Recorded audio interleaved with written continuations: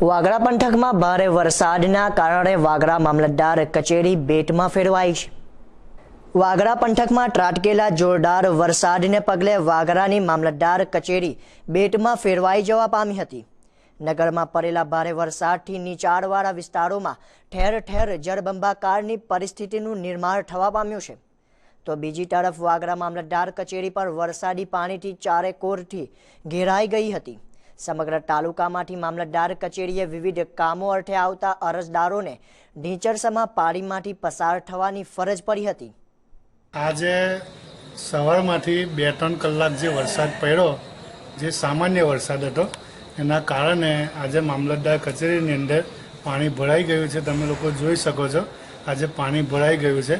એનાથી જે દૂર દૂરથી જે ગામડાઓમાંથી મામલતદાર કચેરીમાં જે લોકો કામ કરવા આવે છે, રેશન કાર્ડની કામગીરી લઈને, ચૂંટણી કાર્ડની હોય કે આધાર કાર્ડની, એ લોકોને આ પાણીની અંદરથી જઈને જવું પડે છે અને મામલતદાર દ્વારા પાણીના કોઈ નિકાલની કોઈ વ્યવસ્થા નથી।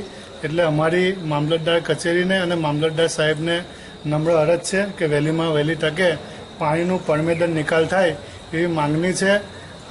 જો તમે જોઈ શકો છો કે મામલતદારની અંદર પાણી જો ભરાયેલું હોય તો આજુબાજુના ગામડાની અંદર શું પોઝિશન હશે એ ખરેખર વિચારવા જેવું છે મામલતદાર સાહેબને। એટલે અમારી વિનંતી છે કે આ પ્રશ્ન વહેલીમાં વહેલી તકે એનું નિરાકરણ આવે એવી અમારી માંગણી છે। આનાથી રોગચાળો ફેલાવાની ભીતિ રહેલી છે?